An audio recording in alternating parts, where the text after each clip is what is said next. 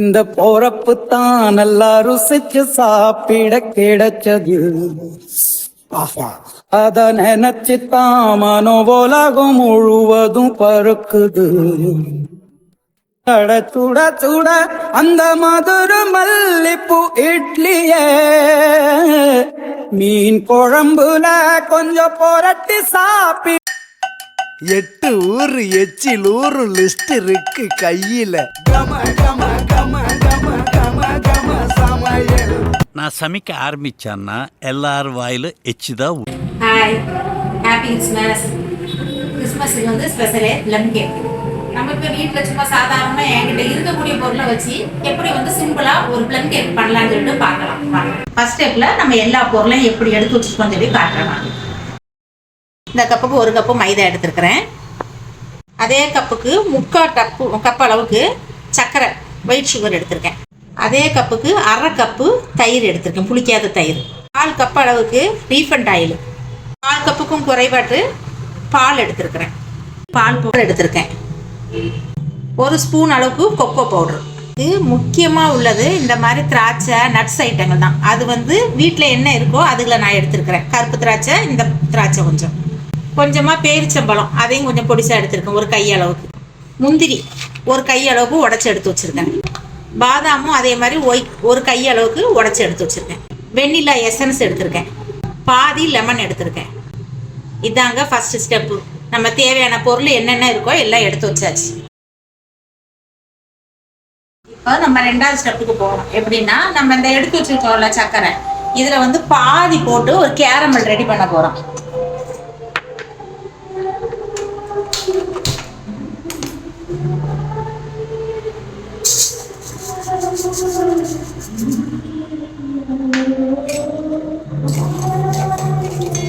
கொஞ்சம் லோவில் வச்சுக்கணும் ஸ்டவ்வை.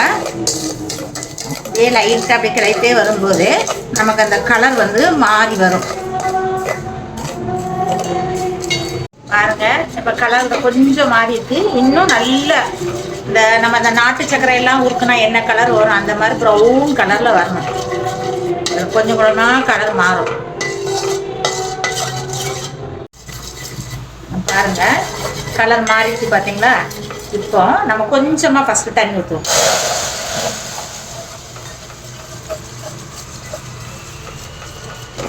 கொஞ்சம் கொஞ்சமாக ஊற்றி எடுக்கணும். இன்னும் கொஞ்சம்.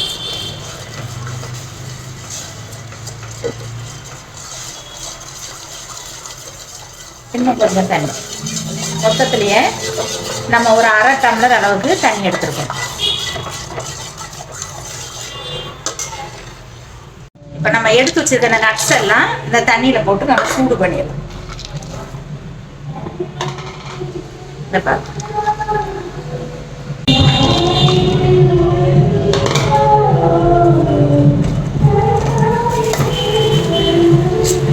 இப்போ இந்த ஸ்டேஜில் நம்ம லெமன் ஜூஸ் பாதி எடுத்து வச்சிருக்கோம் பார்த்தீங்களா, அதை ஊற்றிக்கலாம். நம்ம ஆரஞ்சு ஜூஸ்லேயே இதை வேக வச்சு எடுப்போம். ஆரஞ்சு ஜூஸ் இல்லாதனால நம்ம அந்த புளிப்பு தன்மைக்கு லைட்டாக இந்த லெமன் ஜூஸை கேரமல் சிரப்போட இந்த நட்ஸ் எல்லாம் வேக வச்சு ஃபுல்லாக அது வத்தி உரிய நனியும் நம்ம அதை வேக வச்சு எடுத்துடலாம். அதுதான் இந்த ப்ளம் கேக்குக்கே டேஸ்ட்டு. இந்த ஸ்டேஜில் நம்ம ஆஃப் பண்ணிடலாம். ஆல்ரெடி ஏலக்காய் தூள் பண்ண மிக்சி ஜாரு, அதனால் அந்த வாசனையாக இருக்கும்னு சொல்லி அதிலே போடுறேன். இதுக்கு வந்து இப்போ வாசனை கொடுக்கறதுக்காக ஒரு 3-4 லவங்கம் எடுத்துருக்கிறேன். பட்டை இருக்குது பாருங்கள், அது ஒரு துண்டை எடுத்து பொடிச்சு போட்டுக்கிறேன். கொஞ்சமாக சுக்கு தூள் இருக்குது பாருங்கள், ட்ரை ஜிஞ்சர் பவுடர்னு சொல்லி கடையில் கேட்டால் தருவாங்க. இல்லைன்னா நம்ம முழுசாக சுக்கு வாங்கி பவுட்ரு பண்ணி வச்சுக்கலாம். அந்த பொடி கொஞ்சம். நம்ம எடுத்ததில் மீதி சக்கரை இருக்குது பார்த்தீங்களா, அதை அப்படியே இதில் போட்டு நல்லா பவுட்ரு பண்ணிடலாம் நைஸாக.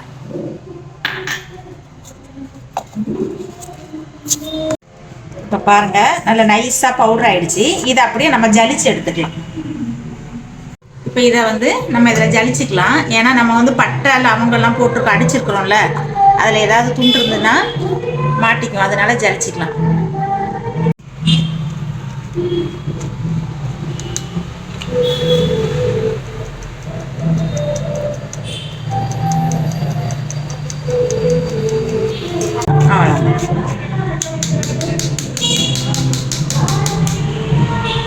இது கூட நம்ம இப்போ அரை கப்பு தயிர் எடுத்து வச்சுருக்கோம்ல அதை இதில் போட்டுக்கலாம். ஆயில் எடுத்து வச்சுருக்கோம்ல அதையும் ஊற்றிக்கலாம். கொஞ்சமாக வெண்ணிலா எசன்ஸ் விஸ்கு வச்சு நல்லா அடிச்சுக்கலாம். கைவிடாமல் ஒரு 5 நிமிஷம் அடிப்போங்க. சர்க்கரை, தயிர், ஆயில் எல்லாம் கலந்து கொஞ்சம் நல்ல க்ரீமி மாதிரி வந்துடுச்சு. இப்போது நம்ம மைதா மாவு இருக்குல்ல அதை ஜலிச்சு போட்டுக்கலாம். எடுத்து வச்சுருக்க மைதா மாவு இதில் போட்டுக்கலாம். 2 ஸ்பூன் அளவுக்கு பால் பவுடர், இந்த கடையில் 10 ரூபா பாக்கெட் விற்பாங்கல்ல அதுதான், அதை அப்படி போட்டுக்கிறேன். 1 ஸ்பூன் அளவுக்கு பேக்கிங் பவுடர், 1/4 ஸ்பூன் அளவுக்கு பேக்கிங் சோடா, 1 ஸ்பூன் அளவுக்கு நான் எடுத்து வச்சுருக்கேன் கொக்கோ பவுட்ரு. என்கிட்ட இவ்வளோ தான் இருக்குது, இருக்கதை போடுறேன். இப்போ எல்லாத்தையும் ஜலிச்சுக்கலாம். இதெல்லாம் அப்படி கலந்துக்கலாம்.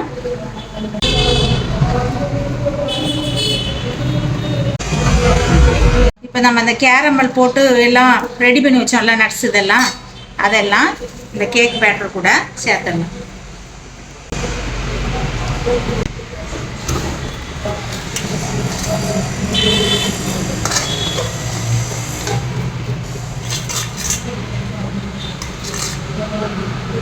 ஒரு 1/4 கப்பு பால் அதை இந்த இதோட ஊற்றிடலாம். ஏன்னா இதில் கொஞ்சம் கேரமல் ஒட்டி இருக்கு பாருங்க, அதனால இந்த பாலை இதில் ஊற்றிடலாம். இப்போ இந்த நட்ஸு இந்த கலவை எல்லாம் சேர்ந்து இப்போ நல்லா கலக்கிடலாம்.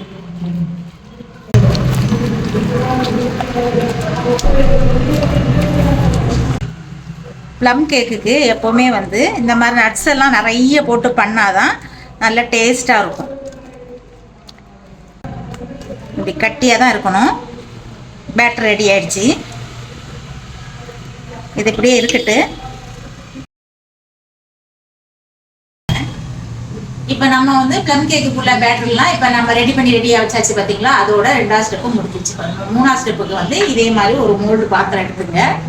அதில் வந்து கொஞ்சமாக நெய்யோ ஆயிலோ ஊற்றிங்க. ஊற்றிட்டு கை வச்சோ இல்லைன்னா இதை மாதிரி ப்ரெஷ் வச்சோ அதை ஃபுல்லாக எல்லா இடமும் அப்ளை பண்ணிடுங்க.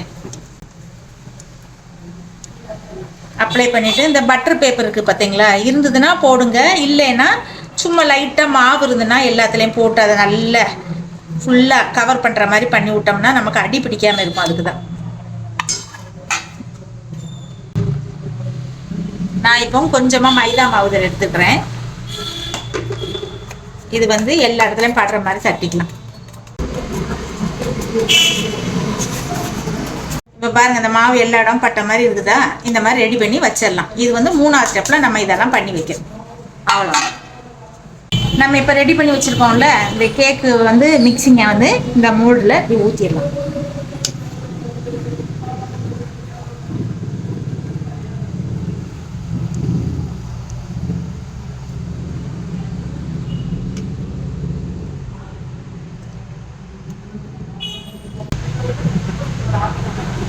இப்படி வந்து ஒரு தட்டு வச்சிடணும்.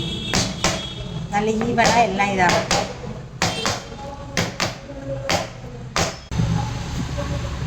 இப்போ மேலே டெக்கரேஷனுக்காக நம்ம வந்து கொஞ்சம் நட்ஸ் எல்லாம் இதில் வச்சிடலாம்.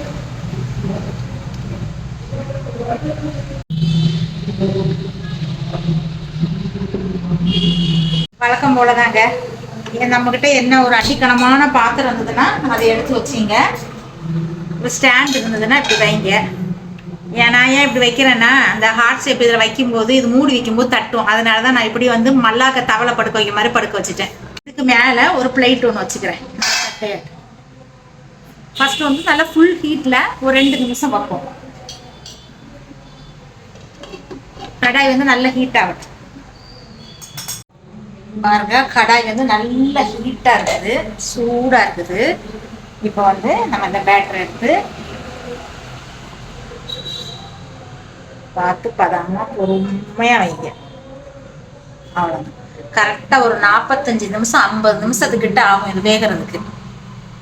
நம்ம இப்போ மூடி வச்சிடலாம். மூடி வச்சு இந்த ஸ்டவ்வை வந்து மீடியத்துக்கும் ரொம்ப லோவுலையும் வைக்கக்கூடாது, மீடியத்துலையும் வைக்காம ரெண்டுக்கும் இடைப்பட்ட இதில் வைக்கணும். ஸ்லிம்மு மீடியம் இதுக்கு இடைப்பட்ட இதில் வச்சிங்கன்னா கரெக்டாக 45 நிமிஷத்தில் வெந்துடும். கரெக்டாக 15 நிமிஷம் ஆயிடுச்சு பாருங்கள். பாருங்க நல்லா பொங்கி மேலே வந்துருக்குது. இப்போ இந்த மேலே பார்க்கும்போதே தெரியுது பார்த்தீங்களா? இன்னும் நல்லா பொங்கி வரணும். இப்போவுமே அந்த கேப் வழியாக வாசனை வருது. வாசனை நல்லா மூக்க துளைக்குது. இப்போ நல்லா வெந்தது மாதிரி தான் ஸ்மெல் வருது. நம்ம அப்படி ஓப்பன் பண்ணி பார்ப்போம். இருக்குது கரெக்டாக 45 நிமிஷம் ஆயிருக்குது. இப்படி ஒரு குச்சி வச்சு பல் குத்துற குச்சி எதுவும் வச்சு குத்தி பார்ப்போம். பாருங்க நல்லா வெந்துருச்சு. இப்போ என்ன பண்ணணும், அப்படியே வச்சு மூடி வச்சிடலாம். ஸ்டவ்வை மட்டும் அணைச்சிடுவோம். கரெக்டாக இன்னொரு 10 நிமிஷம் நல்லா ஆறட்டும். ஆறுனதுக்கப்புறம் நம்ம கட் பண்ணோம்னா அது வந்து நல்லா உடையாமல் வரும். அதனால ஒரு 10 நிமிஷம் கழிச்சு ஆறணும்னா நம்ம வெட்டி பார்ப்போம். சரியா? இப்போ ஆறிடுச்சு, நல்லா ஆறிடுச்சு. இப்போ நம்ம கட் பண்ணலாம்.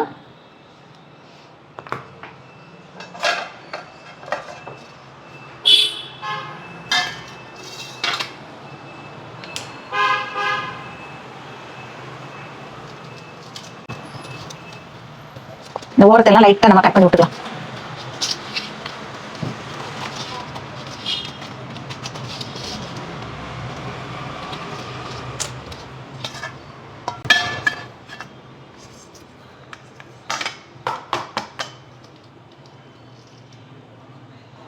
பெர்ஃபெக்டாக வந்திருக்கு பாருங்க. இதில் கூட அதிகம் ஒட்டவே இல்லை. சூப்பராக வந்திருக்கு. மெதுவாக எடுத்துக்கலாம். நல்லா பஞ்சு போல் இருக்கு. நல்லா வாசனையாகவும் இருக்குது பாருங்க. நல்லா சாஃப்டாக இருக்கு.